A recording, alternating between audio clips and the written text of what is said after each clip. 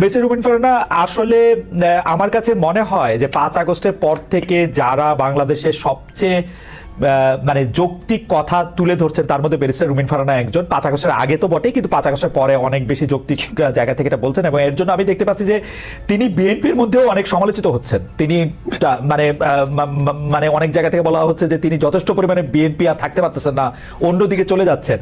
Barrister Farhana, এটা নিয়ে আপনি একটু আমাদেরকে একটু বলবেন। আর মান্না ভাই যেটা বললেন যে আসলে তো বড় বড় রাজনৈতিক দলরা, মানে এটা তো আসলে বিএনপি নামে আসে, যেটা করে দেখাতে পারে নাই, ওরা মৃত্যু দিয়ে রক্ত দিয়ে এটা করে দেখিয়েছে। এখন যে আমরা অনেকে এসে বলছি যে এটার ভাগও আমাদের চাই, আমাদের এটা করতে হবে সেটা করতে হবে, সেইটাও বা আপনি কিভাবে দেখেন? সংস্কারটা আপনার কাছে আসলে কি, কোনটা দেখলে আপনি বুঝবেন? মান্না ভাই খুব চমৎকার তার জায়গা থেকে বলেছেন যে কি হলে তিনি এটি বুঝবেন যে এদিকে আগাচ্ছে। আপনার কাছে আমরা একটু শুনতে চাই।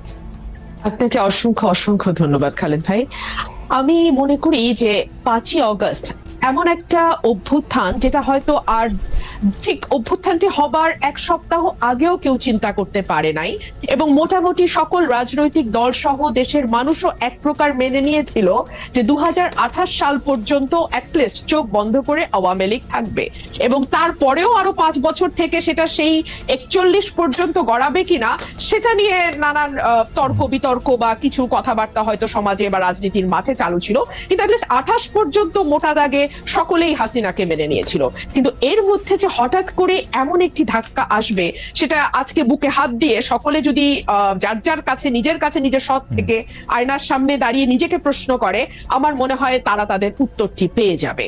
আর যে কথাটি আপনি বলছেন যে খুব বেশি বোধহয় আর পার্টিজান থাকা যাচ্ছে না, খুব বেশি বোধহয় বিএনপি আর আমাকে মনে হচ্ছে না, তার কারণ সম্ভবত এই ধাক্কাটি না আমার মনে হয় প্রত্যেকের ভেতরেই নাড়া দিয়ে গেছে। ধরুন, আমি যদি একজন ব্যক্তিগত রাজনীতিবিদের বা একজন রাজনৈতিক ক্ষুদ্র কর্মী এবং একজন আইনজীবী মানবাধিকার কর্মীর চোখ দিয়ে পুরো ঘটনাটিকে দেখি, আমার কাছে মনে হয়েছে কেবলমাত্র একটি নির্বাচন, কেবলমাত্র মন্ত্রিসভার মুখগুলোর পরিবর্তন, কিংবা কেবলমাত্র সংসদ সদস্যদের এক পালের পরিবর্তে অন্য পাল গিয়ে সংসদে বসে যাওয়ার জন্যই এই 2000 মানুষ রক্ত দেয়নি।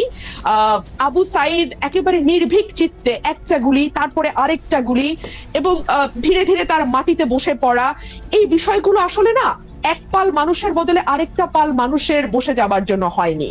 এবং আমার কাছে মনে হয়েছে যে আমার চিন্তার জগতে যে বিরাট একটি ধাক্কা লেগেছে, এই ধাক্কাটি আসলে সকলেরই কম বেশি লেগেছে, কিন্তু এটার স্থায়িত্ব বা এটার ইম্প্যাক্ট এক একজনের জীবনে এক এক রকম হবে। ধরুন, আমার কাছে মনে হয়েছে যে একটি সুষ্ঠু নির্বাচন, বাংলাদেশে যদি একটি সুষ্ঠু নির্বাচনের ধারাবাহিকতা থাকতো তাহলে কি হতো? তাহলে 2014 সালে হাইলি লাইকলি বিএনপি সরকার গঠন করত এবং শেখ হাসিনা এবং আওয়ামী লীগ বিরোধী দলে বসতো। 18তে গিয়ে হয়তো আবার তারা ক্ষমতায় যেত, 24-এ হয়তো আবার অন্য আরেকটি দল বিএনপি হয়তো ক্ষমতায় আসতো। এভাবে একটা পালা বদলের মধ্যে দিয়ে যেত, এবং পালা বদলের মধ্যে দিয়ে গেলে যে বিষয়টি হতো খালেদ, আমার কাছে মনে হয় রাষ্ট্রের যে প্রতিষ্ঠানগুলো যেগুলোকে দুমড়ে মুচড়ে ভেঙে ফেলা হয়েছে 15 বছরে, সেই প্রতিষ্ঠানগুলোকে এভাবে হয়তো ভেঙে ফেলা যেত না। আজকে যেভাবে আমরা দেখতে পাচ্ছি মসজিদের খতিব থেকে শুরু করে একেবারে পাড়ার স্কুলের হেডমাস্টার পর্যন্ত পালিয়ে যে প্রাণ বাঁচাচ্ছেন, কারণ সোশ্যাল টেক্সচারটা পুরোপুরি নষ্ট হয়ে গিয়ে একেবারে প্রান্তিক লেভেল পর্যন্ত আর্টিকেলটা হয় রাষ্ট্র, হরাইজন্টালটা হয় সমাজ। কিন্তু আমাদের এই সমাজের টেক্সচারটাকে, সমাজের বুননটাকে খুবই সিস্টেম্যাটিক্যালি হত্যা করা হয়েছে, এবং হত্যা করা হয়েছে খুবই একটা পারপাসফুলি, একটা মানে লক্ষ্যকে সামনে রেখে।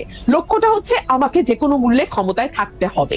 সুতরাং এইরকম ভুল যদি পরবর্তীতে কোনো রাজনৈতিক গোষ্ঠী এই ভুলটি করবার ন্যূনতম চেষ্টা করে, এই দেশের মানুষ কিন্তু মরতে শিখেছে, এবং ওরা কিন্তু একটা ভীতির মধ্যে ছিল। হ্যাঁ, 15 বছর লিখতে ভয় পায়, বলতে ভয় পায়, নিজেকে এক্সপ্রেস করতে ভয় পায়, ইচ্ছা করে একটা পালের মধ্যে লুকিয়ে থাকে, সেই জায়গা থেকে